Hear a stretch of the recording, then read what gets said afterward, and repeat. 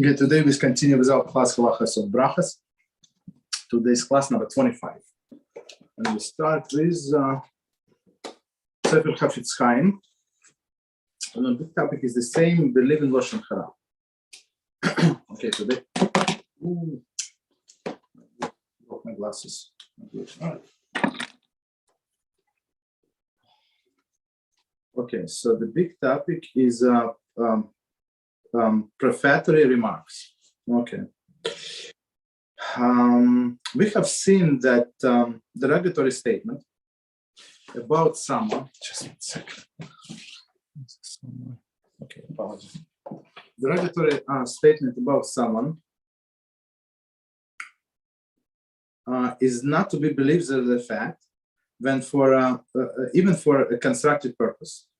One is to take the necessary precautions without changing his attitude toward the subject. We have also learned that to cause another Jew to transgress is violation of prohibition before a blind person do not place a stumbling block. So that's a famous one, right? Vayikra 19:14. So basically, to confuse someone. To confuse someone, to give a person information, and the person is blind in this area, right? Or somebody is speaking to somebody and giving him all of the information, so it's causing placing stumbling block in front of the blind. Consequently, when one relates negative information for a constructive purpose, he must be careful not to cause the listener to sin by believing the information as a fact. The proper way to convey negative information for a constructive purpose is to preface it with a statement such as, "Don't take my word for it, may be mistaken, but do not take the matter seriously." Okay.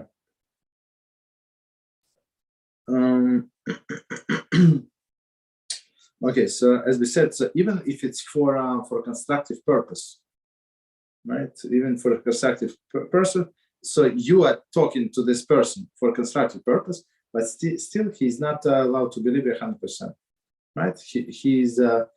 You're allowed to talk, but he's not allowed to believe 100%, so he has to do his own investigation. Okay, last paragraph one more time. The proper way to convey negative information for a constructive purpose is to preface it with a statement such as, "Do not take my word for it." So basically, you tell the person, "Okay, I give you the information, but it's your job to go and do investigation, right?"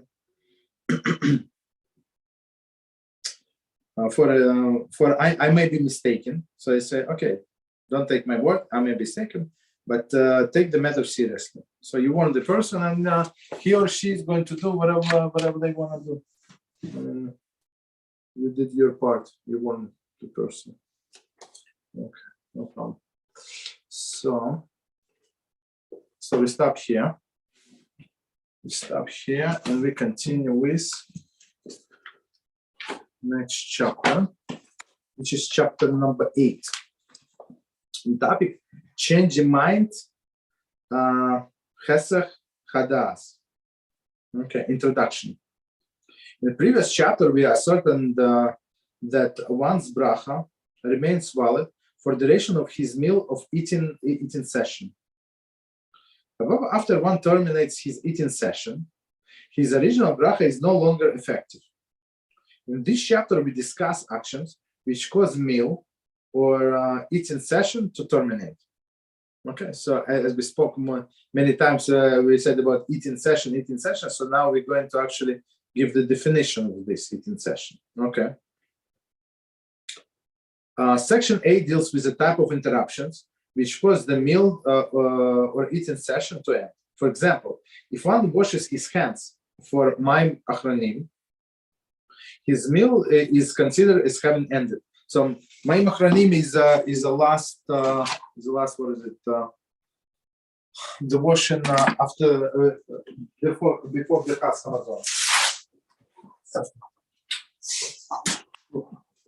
before Birchas Hamozon. Okay, so when you wash your hands before Birchas Hamozon, it's a clear indication that you will finish the meal. Okay. So then he changed his mind to choose to resume eating. It would be considered a new meal. A new bracha will be required. So we will deal with this issue. I mean, so this whatever he's going to eat after this termination of the meal is not going to cover by Birchas Hamozon. Right? So basically, don't put yourself in such a situation. That's clear advice. Right? Continue. In section B, we discuss types of interruptions, which do not cause the meal to be considered ended. For example, if one interrupts his meal to carry out lengthy business negotiation, he will not require a new bracha when he resumes eating. Okay, provided that he does not change location. So, it's not only about. One second, let me remove this message. It's not only about business investigation. It's about anything. So you have you started the meal, right, and then you stop, and now you're learning some Torah. You're talking around the table, so nobody's eating. So it's not your eating session. It did not terminate, even if you were around the table. I don't know, for half an hour, 40 minutes. I don't know, whatever time you're there around the table. So you're not finished. Okay, we said that. Okay, continue. So A, what caused a meal or eating session to end? Number one, recite Birchas Hamozon or Bracha Achrona. Okay, when a person recites Birchas Hamozon on bread or appropriate Bracha Achrona on other foods, he clearly indicates that he ended his meal. If he changes his mind, for example, he realizes that he is still hungry, he wants to resume eating, he must make new bracha rishona. Okay, so it's very, very straightforward. So if a person already says Birchas Hamozon or concluding blessing means bracha achrona, meaning the concluding blessing after the meal. So he ate his apple, he said the blessing, and that's it. He wants another apple, he needs another blessing. Okay. It looks straightforward, but let's see the details. There is a commentary. If one intended to continue eating, but mistakenly made bracha achrona, it is questionable if new bracha will be required. Wow. I'm not sure. So let's say about this apple. So a person ate apple, right? And I don't know what was on his mind. So he said the concluding bracha achrona. Now he wants to eat second apple. Okay. To illustrate, one arrived late at the Sheva Brachos, and before he had the chance to eat his main course, he mistakenly joined with benching. Okay. As he recited Birchas Hamozon, he realized that he had not yet eaten the main course and he had not intended to end his meal. According to some poskim, since he did not really intended to end his eating session, it does not terminate, and he may continue eating without new bracha rishona. Others poskim rule that bracha achrona terminates the eating session. Under all circumstances, a new bracha is required. So let's finish commentary and then I explain. Therefore, if one intended to continue eating but mistakenly make bracha achrona, he may not make a new bracha, nor he may continue eating and by relying on the original bracha. For practical solutions in this type of situation, see chapter 16, section B. So here's the situation. Let's take here the situation from the book. So he said a person came late to Sheva Brachos. Sheva Brachos is 7 blessings, right? When they do after people getting married.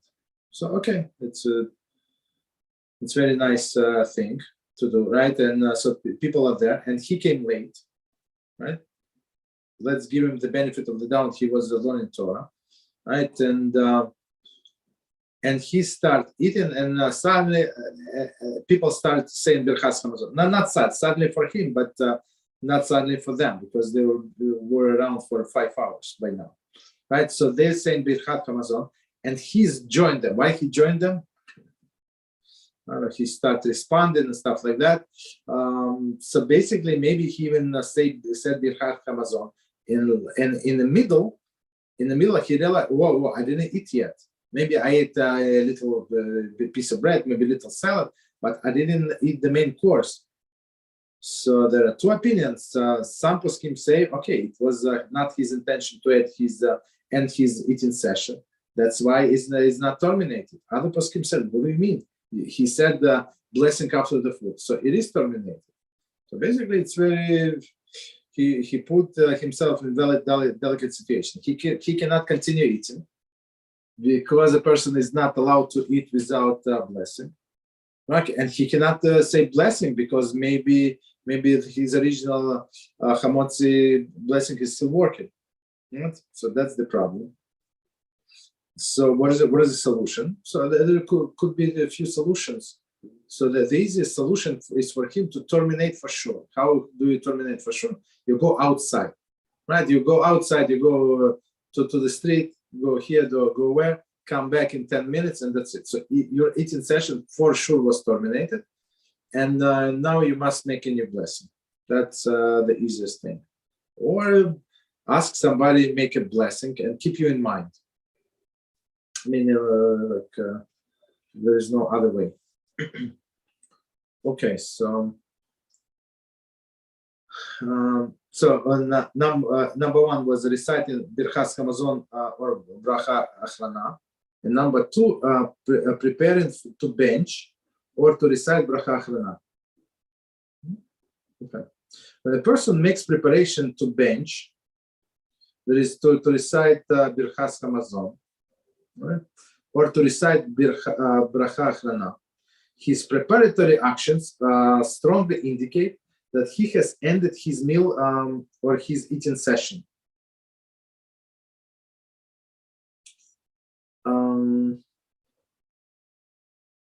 When a person makes a preparation to bench or to recite Bracha Achrona, his preparatory actions strongly indicate that he has ended the meal or eating session. Meaning a bench, when we say bench, we mean Birchas Hamozon. If he is prepared to say Birchas Hamozon, he is holding the book in his hand, or he said Bracha Achrona, ending blessing. His preparatory action, I'm not sure. I mean, preparatory. It's, when he said that, or to recite. I apologize. So, for example, he does not know how to say the ending blessing after he ate apple, for sure. So now he took a siddur and found the blessing. So meaning he's ready to say this after blessing, right? Whether it's after bread or after this apple, doesn't matter. So in his action, he showed that that's it. He finished eating, and now he wants just to say the after blessing. That's it. Okay, continue. Therefore, as soon one starts preparing to bench, right? Even though he did not say as yet, even though he did not as yet begin to recite the Birchas Hamozon, according to many poskim, it is considered Hesech Hadaas, and Bracha Rishona ceased to be valid. So if he holds this book in hand, so if he shows this that he's ready to finish the meal, so most poskim said that's it. He cannot eat any longer. He has to say the blessing. Commentaries.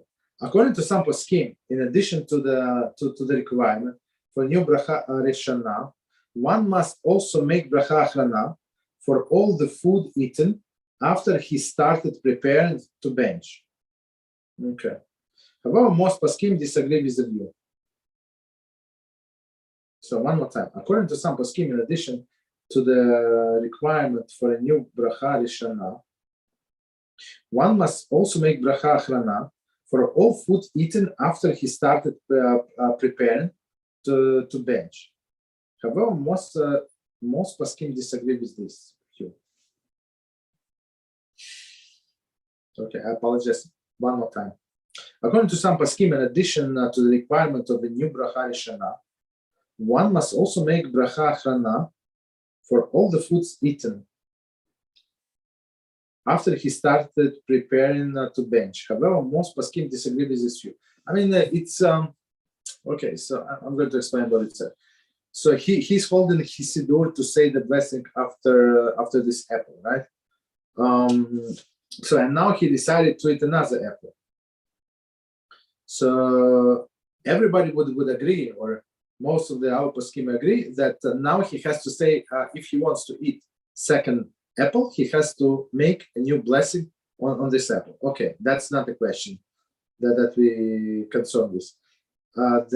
This note, it says that some poskim say, according to some poskim, right, he has to say the blessing after the first apple, and then he can start second apple. But most poskim said no, he would be able to say only one blessing after he finished both apples. I mean, he finished the first one, so after the second apple, he would say after blessing, and it's going to cover both of them. It looks like it's a prevalent view. Okay. When one of the guests, when one is a guest in another in the other stable, the host rather than a guest determines when the meal or eating session terminates. For example, if the guest started preparing to bench, but the host was not ready to bench, the eating session did not terminate. If the host says, let's bench, since the guest is dependent on his host for the food, the host's decision to terminate the meal cause it to terminate, and the guest for the guest as well. Okay, we're going to see the commentary. So basically, here's the thing. So if I'm a guest in somebody's house, I don't know what they're going to bring. I have no idea. So I said, okay, probably that's it. The normal food. And we finished. So I prepared to bench, right? But they say, okay, guess what? We bring cake. We bring some desserts, right? So my intention to bench was because I thought there is no more food. So, and if host brings more food, so I mean my intentions means exactly zero. You understand? On one hand, on the other hand, opposite is also true. So if the host says let's bench, okay, so that means that eating session is over. That's it. I mean, it's his house, it's his table. He is a boss. Okay. So commentary. However, if when the host prepares to end the meal, the guest specifically intended to continue eating, he may do so, and not required to make bracha rishona. Host prepared to end the meal, and guest specifically intended to continue eating, he may do so, and not required new bracha rishona. So basically, the way I see it, right? So somebody came late, and now they before everybody runs out, let's say, they want to make a zimun, and we have 10 people, and some people need to leave, and they need to go somewhere. So the host would say, okay, let's bench, but you Moshe, you continue eating. There is no problem. Let's just finish saying Bircas Hamozon. We're going to talk to sit around, no problem, right? So even though the host is saying Bircas Hamozon because the meal is terminated officially, but for this guy Moshe who came late, it's not terminated. That's the thing. Continue. The poskim advised that he should mention to those around him that he does not wish to bench at the present time. In this manner, when he continues eating without making a new bracha, it will be understood that he had not terminated his meal. There is the bracha still in effect. The maris ein will be avoided. So So the authors say, tell people around you. So I came late, so you bench. I'm going to continue eating. Don't look at me. Do whatever you need to do, basically, right? So everybody knows that he's not like some ignoramus, like everybody's benching and he's continue eating. What kind of person is he, right? And especially without the blessing, right? So if eating session terminated, as we said before, and somebody wants to eat, he needs to make a new blessing. But for this person, he said, I never terminated my blessing, so I can continue eating. And to avoid marisain, marisain is it's like people see him and they think that he's doing something wrong, even though he does not. That's the marisain. The translation is like the way I see. So I mean that's not what it looks like, right? It looks like this, but it's not true. Okay. The following actions consider preparations for benching. Benching, as we said, the same Bircas Hamozon. And if he wants to continue eating, a new bracha rishona is required. Okay, so following as the actions. A, washing Mayim Achronim.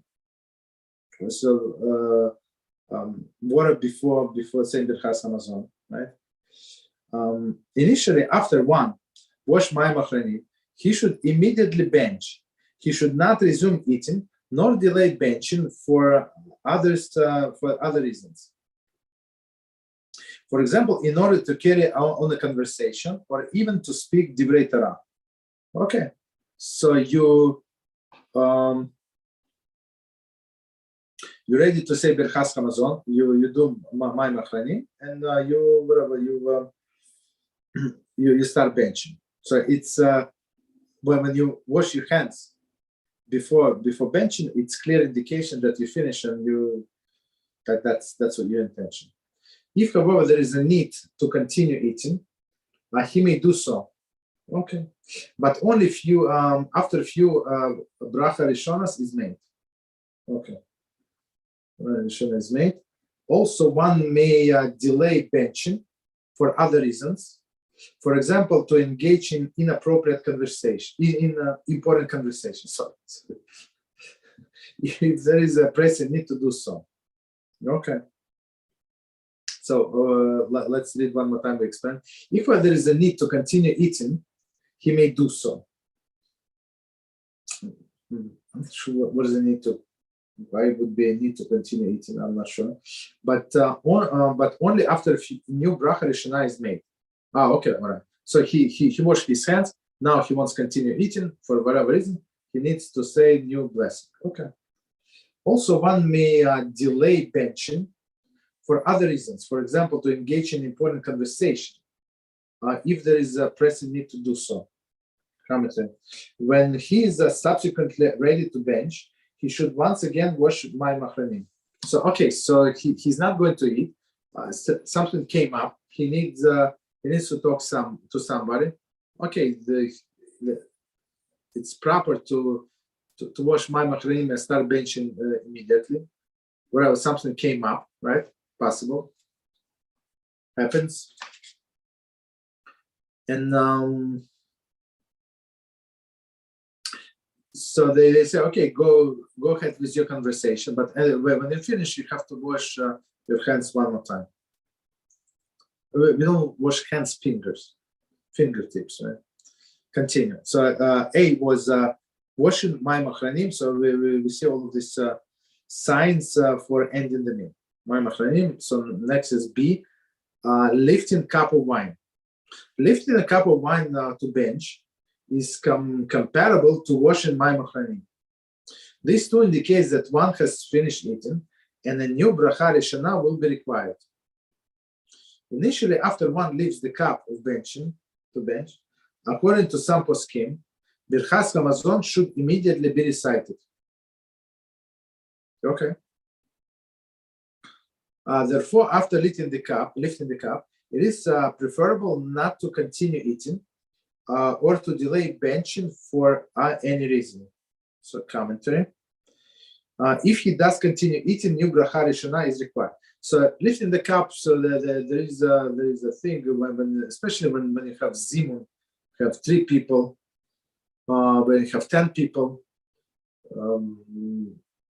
saying Bircas Hamozon together. I mean, there's a leader, the respond him. So it's proper to do it on a cup of wine. So when the leader takes cup of wine, that's, guess what? I mean, he's not saying anything, but it's comparable to my Achronim. So meaning that I'm ready to start Bircas Hamozon. So if somebody wants to eat after the leader leaves the cup, so he has to say a new blessing. Continue. C. Saying let us bench.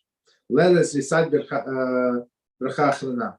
So when he said let us bench, I'm not sure who is he. Maybe the owner, maybe the host, right? Let's see. Commentary. When one say let us bench, okay, I apologize. This person, when he's let us bench, or please bring the wine for benching, etc., while not being as conclusive as washing Mayim Achronim or lifting the cup or wine for benching, it does nevertheless indicate that he has finished his meal. Okay, so when he said let us bench, I mean, maybe they're going to bench in a few minutes, but still it's an indication that he finished his meal. Okay, continue. There is a difference of opinion among the Rishonim regarding whether bracha achrona will be required for one wishing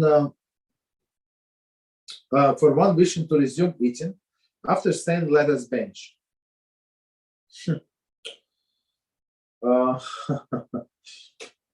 So if he lift up the cup, we agree that he has to make new blessing. If he wash his hands, we agree that he needs a blessing. But just for saying let us bench, so it's doubt. Okay, so commentaries say, according to the opinion of Rosh, should one wish to resume eating or drinking, after saying let us bench, etc., new bracha will be required. Rabbeinu Yonah and Ran, however, of the opinion that saying let us bench, etc., is not clear indication that one wishes to end his meal. Maybe he wants to end his meal, but not right now. That's the way I understand. The rule that one may resume eating without making new bracha. Okay. Making new bracha. According to all views, one must make a new bracha. Should he wish to resume drinking without eating. According to all views, one must make new bracha. Should he wish to resume drinking without eating? Okay. Also, according to all views, if one prepared to bench and also change location, a new bracha is required. Okay, that's okay. So let's go over these opinions one more time. So Rosh says, so once he said let's bench. If one should one wish to resume eating or drinking, after saying let us bench, new bracha will be required. So that's Rosh. Rabbeinu Yonah, one more time, and Ran, however, of the opinion that saying let us bench, etc., is not clear indication that one wishes to end his meal. Okay, maybe yes, maybe no. Right? Thus, they rule that one may resume eating without making new bracha. So Rosh says new bracha. Rabbeinu Yonah and Ran said no new bracha required. According to all views, one must make new bracha should he wish to resume drinking without eating. So it's very interesting. So if you so eating session, when you say the eating session is expired, so if he wants to continue eating, according to these two opinions at least, he can continue eating, right? According to Rosh, he's not allowed. By drinking, nobody agreed that he can drink without blessing. even this Rabbeinu Yonah and Ran. Okay. And last statement was also according to all views, if one prepared to bench and also changed location, a new bracha is required. So after we changed location, and we didn't get to it, but maybe it's next paragraph, I'm not sure. So he would need to make a new blessing. So if you start eating in this case, in this room, then you went to another room. In some instances, we would need to make a new blessing. Continue. It was I. Where is I? A second. Okay. So let me read the first sentence that we just commented on. There is a difference of the opinion among the Rishonim regarding whether a new bracha will be required for one wishing to resume eating after saying "let us bench." Since the halachic issue is not resolved, the poskim advise that one should not resume eating after having said "let us bench." Okay, so better to stay on the safe side, right? Commentaries say one may not arbitrarily choose to make bracha, since according to the opinion of Rabbeinu Yonah and Ran, it would be a bracha lavatala, so meaning bracha in vain. So when we have these two opinions, two strong opinions on one side and another side, you just do not do what you want, right? So in parentheses it says for practical application, for a practical solution in this type of situation, see chapter 16. So this just gave us actually a hint in the previous blessing, in the previous note. Just go to another room, go outside, just terminate somehow your eating session, and that's it. I would say like the most straightforward way, just finish the blessing. After blessing, if you want to eat, and wait, do some activity, go outside, go here, go there, and 5 minutes later you will be able to continue blessing with continue eating with new blessing. Don't put yourself in this questionable situation, basically. Okay. Next possibility, bracha achrona. Just one second. Let me see how long is this chapter. Bracha achrona. Similarly, at meal without bread, by saying let us recite the bracha achrona, one demonstrates that his eating session is considered over. Therefore, after one says let us recite bracha achrona, it is advisable that he should not resume eating. So, first example that we had was Bircas Hamozon. So, but it's actually exactly the same thing about any other food, right? It's just different blessing. So, if he said let us recite bracha achrona, so I don't know, maybe they were eating somewhere and now they want to go inside. They want to go pray. They want to go somewhere. Doesn't matter. So that's an indication of end of the session. Next one. Shiur malos. Right? Although saying let us bench is considered the termination of the one's meal, singing or reciting Shiur malos is not considered termination, since people occasionally resume eating after singing Shiur malos. So what does it mean? So before saying the Hamozon, there are psalms, right? Some say, some don't say. I do say, right? So, but this psalm is not part of Bircas Hamozon, basically. I mean, it's always in the Sidurim or in the benches, but as I said, some people skip it. Don't ask me why, right? I always say. So they say just because he said this Shiur malos does not mean that he ends his session. Okay, no problem. In some shul, I saw in some shul they say Shiur malos. Do they say? No. I'll take it back. No. I don't. I haven't seen that anybody would start eating after Shiur malos. I don't know. Continue. Number 3. Decided to stop eating. Okay, number 3. What was number 2? 1 second. So number 1 was reciting Bircas Hamozon and bracha achrona. Number 2 was preparing to bench, recited to recite Bircas, Achrona. Number 3 decided to stop eating. There is a difference of the opinion among the Rishonim regarding whether one is required to make a new bracha Rishana. Should he wish to resume his eating after having decided to stop? Okay. The poskim advise, therefore, that one should not resume eating or drinking after having decided to stop. Okay. So one more time, decided to stop eating. There is a difference of the opinion among the Rishonim regarding whether one is required to make new bracha Rishana, should he wish to resume eating after having decided to stop. So in all the cases, somebody, like as we said before, somebody said out loud, or he did some action to show everybody that's his intention. In this case, it was only decided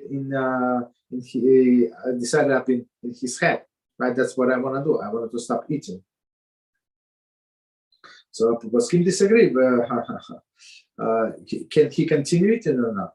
The Poskim advise, therefore, that one should not resume eating or drinking after having decided to stop. So since there are Poskim on both sides, so we go in the middle of the road. Okay, meaning don't eat. It makes no difference with regard to this halacha whether the decision to stop eating was expressed verbally or merely resolved in his mind. In either case, it is advisable that one not resume eating. So one more time. It makes no difference with regard to this halacha whether the decision to stop eating was expressed verbally or merely resolved in his mind. In either case, it is advisable that one not resume eating. Okay, it is advisable, so not resume eating. Okay, no problem. So basically, he said out loud, he thought about it. Basically, better not to. For example, if one is on a diet, and after eating the first course, resolved not to eat more, subsequently he changed his mind. That's a poor person, right? He changed his mind and decided to eat the main course. After all, since it is a halachically questionable if new bracha will be required, it is advisable that he not eat the main course. For a practical solution of this type, see chapter 16, section B. So we're going to get to that. Basically, hear this blessing from somebody else, or to terminate his eating session, go outside, or make a blessing on something that was not covered. Okay, that in the same bracha category. Okay, now number 4, sleep. Sleeping in the middle of the meal constitutes the termination of the meal or eating session. Should one wish to resume his meal after he wakes up, a new bracha rishana will be required prior to continue eating. Okay, so meaning if person falls asleep, maybe he's weak, he's sick. It's possible, right? He woke up, he needs a new blessing. There is a difference of opinion as to what type of sleep and how much sleep constitutes the termination of one's eating session. Some poskim advise that one should make bracha achrona before going to sleep. Okay, so I mean, the person is tired, he wants to put his head down and stuff like that. So say bracha achrona, meaning concluded blessing, and go to sleep. So b'diavad, if one accidentally fell asleep at the table and slept for up to an hour, a new bracha will not be made. Should not be made. B'diavad meaning after the fact. If he slept less than 1 hour, up to an hour, a new bracha should not be made. Okay. Note, but it's only after the fact, right? Not in an instance where the meal consisting of bread was terminated, a new bracha rishana is required. One must wash his hands before resuming to eat. However, he should not recite al nitalas yadayim. Okay, so a new blessing on the bread is required. A washing on the hands is required, but without blessing on the washing. Okay. Part B. Interruptions which do not cause the eating session to end. The following types of interruptions do not cause the meal of eating session to terminate. Number one, involve them in the business. So they have a business conversation, so it's not interruption. When one interrupts his meal to make a business call or to carry on interview or negotiation with a colleague or a client, even if the discussion is lengthy, it is not considered as if he terminates his meal and the new bracha is not required. Okay. It is advisable, however, to bench or to make a bracha achrona prior in engaging oneself in what might become lengthy discussion. It is advisable, however, to bench or to make bracha achrona prior to engaging oneself in what might become lengthy discussion. Okay, so I mean, if you just say the concluding blessing and you're free, right? Don't put yourself in this situation. Regarding cases where one had to leave the premises to conduct his transaction, see chapter 9. Okay, we're going to learn about next chapter. Number 2, davening. So I mean, it's not an interruption. Interrupting one's meal to daven is not considered a determination, provided that he has not changed location. There is he davens at the place where he's having his meal. So let's say in a simcha hall, in a synagogue, right? There is some festivities, and there is a mincha time or malit time. So they pray 10 minutes, 15 minutes. They pray and they go back to the meal. There is no problem. Regarding cases in which one goes to shul in order to daven with minyan, see chapter 9. So basically, is it change of location? I would say it is change of location. So if they pray in the same place, there is no problem. If not, there is a problem. Number 3, guest, visitor, husband. Guest, visitor, husband. Okay. Guest, a guest visitor. Okay. When someone is a guest or a visitor dining at someone else's house, even if he says, let's bench, okay, he's a guest, or decided to stop eating, he may change his mind and resume eating without having to make a new bracha. So meaning, as we said before, he did not know. The reason for this is that his own decision to eat or stop eating is tentative, being the subject of action of his host. I mean, if host brings more food, I eat. If he does not, I don't eat. There is no more food. Thus, although he may feel that he is finished, the host might serve another course or might urge him to eat, causing him to change his mind, right? Something fresh, very nicely looking food, right? And continue eating. Since at the time he made his brachot, he knew that the continuation of the meal is a subject to the host's intention, his own action, saying, let us bench, etc., does not terminate the meal. Okay. So basically, he's a guest, and it's not up to him to decide when they finish the meal. Continue. However, he's firmly to decide that he wishes to stop eating, and no matter what the host will serve, and regardless of how much the host will insist, he will not continue eating, it would be considered as a termination. In this case, should he change his mind, it is advisable not to resume eating. Okay, so which makes sense. I mean, maybe he has a stomachache. I mean, he does not have to announce to everybody what's going on with his health, right? So he said, that's it, I'm finished. They said, no, please eat more. So okay, don't eat, basically. For him, it's the eating session finished. And next one, be husband. According to some poskim, if someone would hesitate to refuse food which his wife will serve, even if he says let's bench or decide to stop eating, he may change his mind and resume eating without having making a new bracha. Some poskim say, he's a husband. She cooked the whole night, right, all Thursday night, and now he said that's it. I want to go to sleep. So it's like she would get upset, right? Continue. The reason for this is that his own decision to stop eating is tentative, being subject to the dictates of his wife, right? She's a little dictator. I'm joking. Just as when someone is a guest says, let us bench, and decide to stop eating, he may change his mind and resume eating without having to make a new bracha. So too, when one is subject to the dictates of his wife, he may resume eating without having to make a new bracha. So basically, same, like in some sense, like he's like a guest. He does not know, he's a little popular. He does not know what to do. She said eat, he eats. She said sleep, he sleeps, right?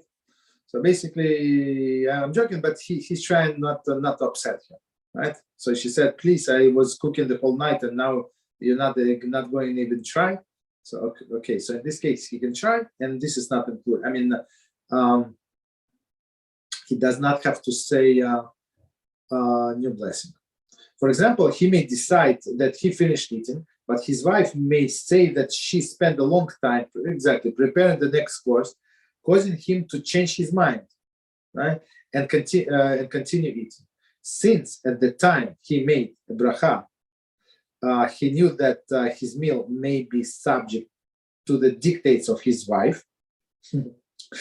His own action of saying let us bench do not terminate his meal, right? So she said no, you don't know, we still eating whatever. No, but it's all joking aside. If that's what they do, women. She works. Let's say she takes care of the children. When exactly she's going to cook? She's cooking half of the night on Thursday night, right? That's what women do, right? And now this husband, this little king, right?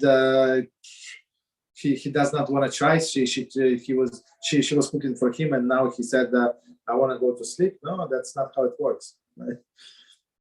However, if he firmly decided that he wishes to stop eating, right? He's on a diet, let's say, right? And regardless of what his wife will serve, and no matter how much he will insist, he will not continue eating, it would be considered a termination. In this case, he should change his mind. It is advisable not to resume eating. So basically, but okay.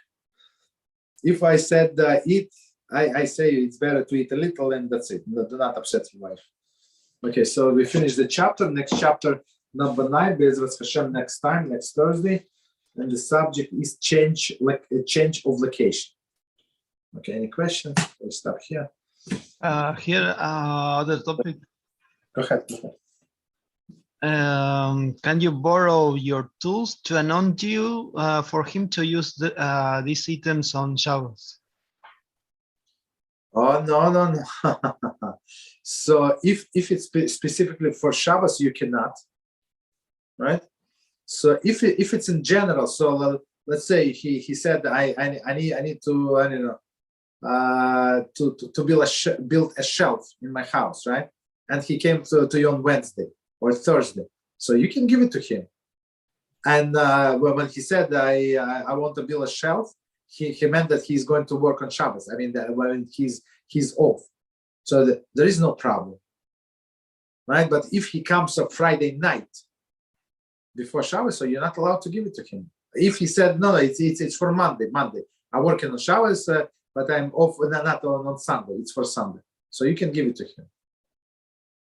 So right now is Friday. It's already Friday or the Erev Shabbos, I think. Right now, maybe.